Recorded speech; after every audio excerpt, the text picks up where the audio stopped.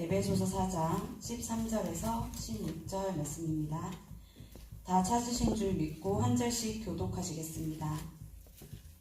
우리가 다 하나님의 아들을 믿는 것과 아는 일에 하나가 되어 온전한 사람을 이루어 그리스도의 장성한 분량이 충만한 데까지 이르리니 이는 우리가 이제부터 어린아이가 되지 아니하여 사람의 술수와 간사한 유혹에 빠져 온갖 돈의 풍조에 밀려 의동하지 않게 하려 함이라. 오직 사랑 안에서 참된 것을 하여 범사에 그에게까지 자랄지라. 그는 머리니 곧 그리스도라. 그에게서 온몸이 각 마디를 통하여 도움을 받음으로 연결되고 결합되어 각 지체의 분량대로 역사하여 그 몸을 자라게 하며 사랑 안에서 스스로 세우느니라. 아멘. 2016년 7월 제가 처음 의정부로 이사 왔을 때 저희 집 첫째 지우가 5살이었고 저는 배가 꽤나 부른 임산부였습니다. 그때 저를 기억하시는 분들도 아마 계시리라고 생각이 됩니다. 아무런 연고도 없이 의정부로 교회 옆 호명산으로 이사를 오게 되었었거든요.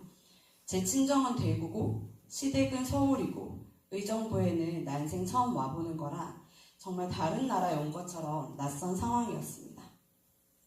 교회를 정해야 하는데 해보신 분들은 아시겠지만 건강하고 좋은 교회, 앞으로 오랫동안 신앙생활을 할 교회를 찾고 등록하는 일이라는 게 보통 어려운 일이 아닙니다. 거의 결혼할 상대를 찾는 것만큼이나 신중해지는 일입니다. 저도 이제 의정부에서 정착해서 다닐 교회를 찾아야 하는데 방법이 막막하니 그냥 인터넷을 켜서 네이버에서 의정부 교회 추천하고 검색을 했습니다. 그렇게 검색을 해서 제대로 된 교회를 찾을 수 있었을까요? 아니요. 있었을 리가 만무합니다. 사실은 그런 방법으로 찾을 수 없죠. 저도 아마 그때 답답한 마음에 에라이 한번 해보자 이렇게 하고 검색을 해본 것 같아요. 그런데 놀랍게도 그 네이버에는 지식인이라고 해서 누가 질문을 하면 내공이라는 포인트를 걸고 이제 그 대답을 또 누군가가 해주면 그 내공을 받는 시스템이 있거든요. 어떤 사람이 질문을 남겨둔 거예요. 저처럼 의정부에서 다닐만한 교회 좀 추천해주세요 하고 거기에 어떤 사람이 답글을 달아놨는데 뭐라고 달려있었는지 지금도 너무 또렷하게 기억이 납니다. 뭐라고 달려있었냐면 저는 부동산업을 하는 사람인데 교회에 다니고 있지는 않습니다. 제가 지켜보니 녹양동에 성실교회라고 있어요. 거기 사람들이 전도도 많이 하고 사회적으로도 좋은 일도 많이 하더라고요. 제가 만약 다음에 교회를 다니게 된다면 그 교회를 다니면 좋겠다고 생각하고 있습니다. 이렇게 달려있었습니다. 너무 신기하시죠? 지금은 검색해도 안 나오더라고요. 제가 어제도 한번 해봤거든요. 그래서 네이버에 다시 의정부 녹양동 성실교회라고 검색을 했습니다. 그렇게 교회 홈페이지에서 교단을 확인하고 고향에 계시는 목사님들께 여쭤보니 아주 보수적이고 건강한 교단이라고 하셔서 예배를 드리러 한번 와봤습니다. 솔직히 말씀드리면 그날 제가 지우를 어떻게 하고 저랑 남편이 자유롭게 본당에서 예배를 드렸는지 잘 기억은 나지 않는데 거의 5년 만에 본당에서 오롯이 말씀에 집중하여 예배를 드렸던 날이었습니다. 그리고 그날 목사님께서 하신 설교는 매우 선명히 기억이 납니다. 예수님께서 가나안 혼인잔치에서 물로 포도주를 만드신 기적에 대한 설교였는데 예수님께서 거절하셨지만 마리아가 끝까지 하인들에게 그가 말씀하시는 대로 하여라 하고 이야기했던 마리아의 믿음에 대한 설교였습니다. 그날 저는 너무나도 큰 은혜를 받았고 엄청나게 눈물을 흘리며 이 교회다 하고 등록을 결심했었습니다. 그렇게 이제 8년이 지났네요. 이 이야기를 왜 하냐면요. 오늘 저와 여러분에게 주신 하나님의 말씀이 믿음의 성장에 대한 말씀이어서 그렇습니다. 믿음이 무엇인가요? 믿음은 어떻게 성장하는 것이며 우리는 우리의 믿음이 성장하고 있다는 것을 어떻게 알 수 있을까요? 13절의 말씀을 다시 한번 볼게요. 함께 읽어보겠습니다. 13절입니다. 시작!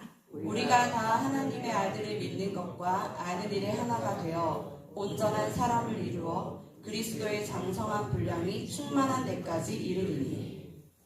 아멘. 마리아는 예수님이 누구신지 알고 있었습니다. 하나님의 아들이신 것을 믿고 포도주가 없는 이 상황을 해결하실 능력 있으신 분임을 알고 있었습니다. 그러나 그것만으로 믿음이 있다고 이야기하는 것이 아닙니다. 그것을 믿고 알고 있는 마리아가 보인 반응이 바로 믿음입니다. 그리고 마리아의 말대로 예수님께서 물을 채우라, 떠서 가져다 주라 하시는 말씀에 순종하였던 하인들의 반응이 믿음입니다. 믿음이란 하나님께서 천지를 창조하심과 죄인인 우리를 위해 독생자 아들까지도 내어주시고 그 아들이 우리 죄를 대신해 죽으셨을 뿐 아니라 다시 사심이 믿어지는데 그 모든 일이 믿어지게 하시는 그것까지 하나님께서 나를 위해 하신 일임을 깨닫고 거기에 반응하는 것, 그것이 바로 믿음입니다. 그런데 그 반응이 하나님을 향하고 하나님이 기뻐하시는 것이라야 바른 믿음인 것이죠. 그런데 오늘 본문 말씀에서 사도 바울은 그냥 믿음을 가지는 것에서 그치지 않고 그리스도의 장성한 분량이 충만한 데까지 이르라고 하십니다. 그리고 15절에서 어린아이가 되지 말라고 하십니다. 영혼이 어린아이를 말하는 거거든요. 어린아이는 순진하고 맑습니다. 그러나 15절에 나왔듯 사람의 속임수와 간사한 유혹에 빠져 온갖 교훈의 풍조에 밀려 요동하기 쉬운 존재입니다. 저와 여러분의 믿음은 어떠합니까? 어린아이와 같지 않고 성장하여 성숙한 믿음을 가지고 있으십니까?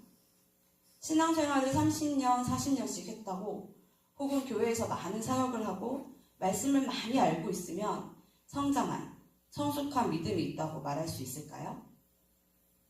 저는 모태신앙입니다. 너무나도 자연스럽게 교회 안에서 자라왔고 신앙생활을 해왔습니다.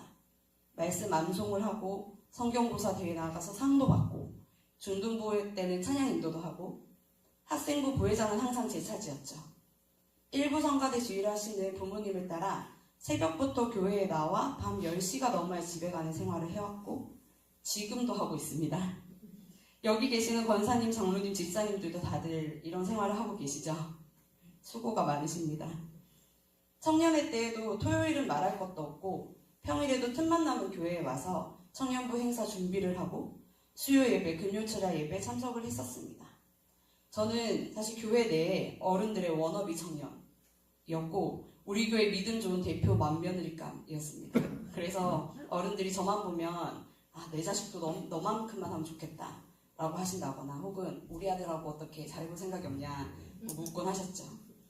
누구나 저에게 믿음이 좋다고 칭찬을 하셨고 저 또한 제가 굉장히 믿음 좋은 청년이라고 믿어 의심치 않았습니다.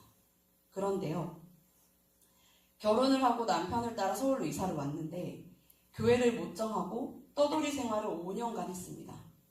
가는 교회마다 설교는 낯설기만 하고 모자실은 늘 시끄럽고 정신없어 예배에 집중이 안 되고 이럴 거면 교회는 왜 와야 되지? 그것조차 모르겠는 방황의 시간을 맞이했습니다.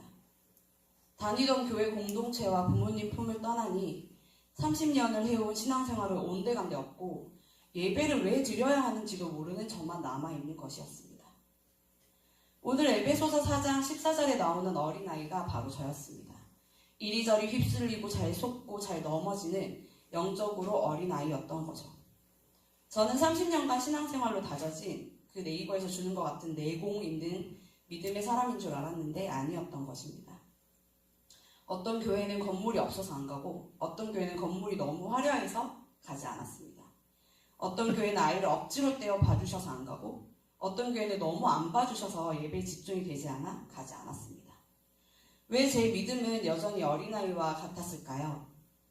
오늘 본문 말씀 15절에서 이렇게 말씀하십니다. 오직 사랑 안에서 참된 것을 하여.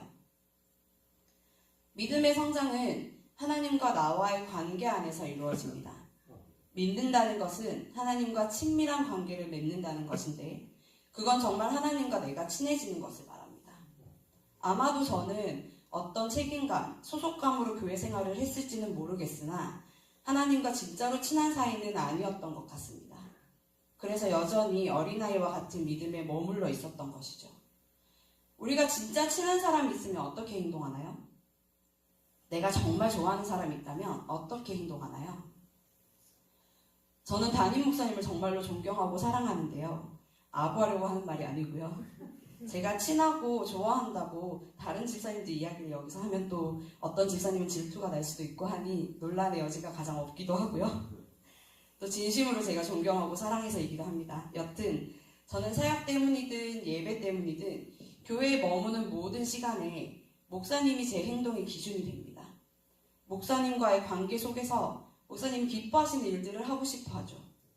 그런데 만약 제가 목사님께 목사님 사랑해요, 목사님 존경해요, 목사님 진짜 멋있어요 이렇게 이야기하면서 사실은 매일 일은 안 하고 농땡이 치고 목사님을 마주치면 본척만 척하거나 도망가고 다른 분들이랑 목사님 말씀처럼 쌈박곡질하면서 교회를 시끄럽게 만든다면 제가 진짜로 목사님과 친밀한 관계일 수 있을까요? 이렇듯 우리가 하나님과 친밀한 관계를 유지할 뿐 아니라 더욱 깊어지기 위해서는 말로만 하는 고백만 주구장창할 뿐만 아니라 하나님을 기쁘시게 하기 위한 행동의 변화가 있어야 합니다. 사랑 안에서 참된 것을 한다는 것은 이런 것입니다. 하나님을 사랑하기에 하나님의 진리, 즉 말씀 앞에서 바르게 반응하고 순종하는 것. 말씀으로 비추어 보아 이전의 나의 삶을 회개하고 하나님을 향해 더 나은 삶을 살기 위해 반응하는 것. 그런데 하루 이틀만 이렇게 하는 것이 아니라 15절의 말씀처럼 범사에 지속적으로 해서 하나님과 더욱 친밀한 관계가 되어야 합니다. 그것이 믿음의 성장입니다. 근데 어디까지 하나요? 교회의 머리 대신 그리스도까지 자라야 합니다. 저는 성실교회에 와서 비로소 하나님과 친해지기 시작했습니다.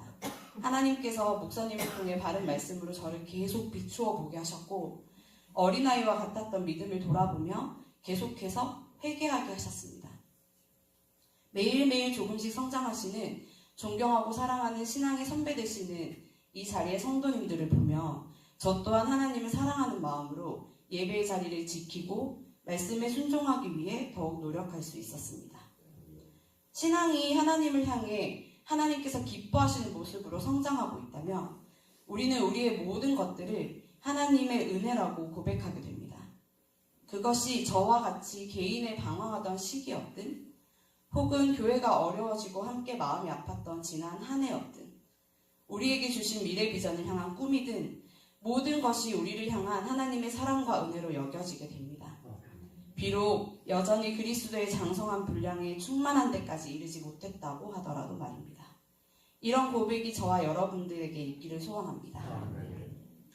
자, 우리는 여기까지 개인의 믿음의 성장에 대해서 이야기를 나누었고 또 이루어 왔습니다. 그렇다면 사도 바울은 오늘 본문 말씀에서 왜 성도 개인의 믿음의 성장을 이루라고 한 것일까요? 오늘 본문 마지막 16절을 함께 읽어보겠습니다. 16절입니다. 시작. 그에게서 온 몸이 각 마디를 통하여 도움을 받음으로 연결되고 결합되어 각 지체의 분량대로 역사하여 그 몸을 자라게 하며 사랑 안에서 스스로 세우느니라. 아멘. 한 몸으로 연결되고 결합되어 있는 각 지체, 즉 저와 여러분 한 사람 한 사람이 견고하게 성장하고 아름답게 변화되면 결국 그리스도의 몸된 교회, 즉 우리 이 성실교회가 견고해지고 성장하고 아름답게 변화될 것이기 때문입니다. 지금 우리 교회는 많은 변화를 앞두고 있습니다. 특히 새로운 시도인 동아리가 있습니다. 바라기는 저와 성도님들 각 개인이 하나님과 더욱더 친밀한 관계 속에서 믿음의 성장을 이루고 하나님을 사랑하기에 교회를 사랑하고 옆에 지체들을 사랑하여 함께 성장할 도구로서 또 전도의 도구로서의 동아리 활동을 하게 되어지고 그로 인해 우리 성실교회가 미래 비전을 향해 그리스도의 장성한 분량이 충만한 데까지 아름답게 변화되고 견고하게 성장할 수 있기를 소원합니다. 기도하겠습니다.